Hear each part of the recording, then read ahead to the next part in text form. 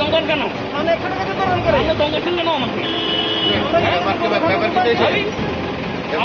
দঙ্গল কেন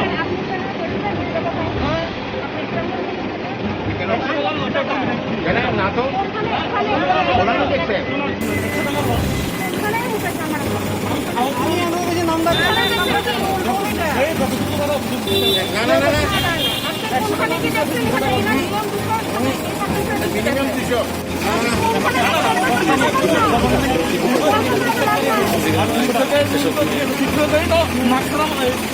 আলাদা matter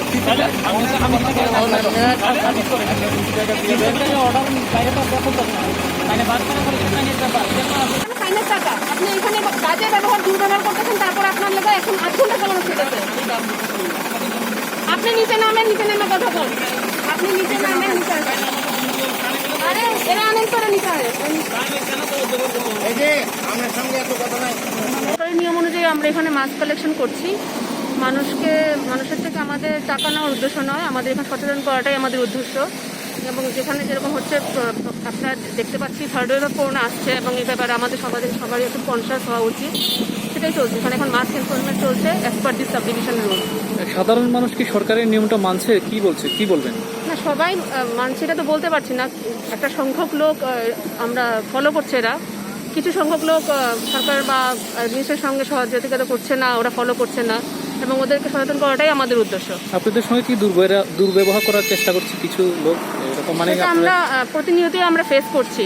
public আমাদের সঙ্গে কোঅপারেট করতে চাইছে না বা বুঝছে না যে সর্বসাধারণের ভালোর জন্য এটা আমরা মানে এই যে চিফ সেক্রেটারির অনুযায়ী আমরা যে মাস্ক ফাইন করছি বা এটা যে সবাইকে সচেতন করার জন্য আমরা করছি, এটা পাবলিক বুঝতে চাইছে না এবং অনেকখানি কোঅপারেশন পাওয়া যাচ্ছে না। সেখানে আমাদের সেই সময় অনুযায়ী আমাদের ডিল করতে হচ্ছে। আপনি নিজেও ছিলেন, আপনি দেখেছেন, সেটাই আর কি। এখন থার্ড ওয়েভ আসছে, আমার এটাই অনুরোধ থাকবে সবাই যাতে মাস্ক পরে এবং সোশ্যাল ডিস্টেন্সিং মেনটেন করে এটা ফলো করে। আপনার নাম? আমি সাব ডিভিশন অফিস শান্তিবাজারে নিশ্চিত সপ্তপূর্ণি মজুমদার।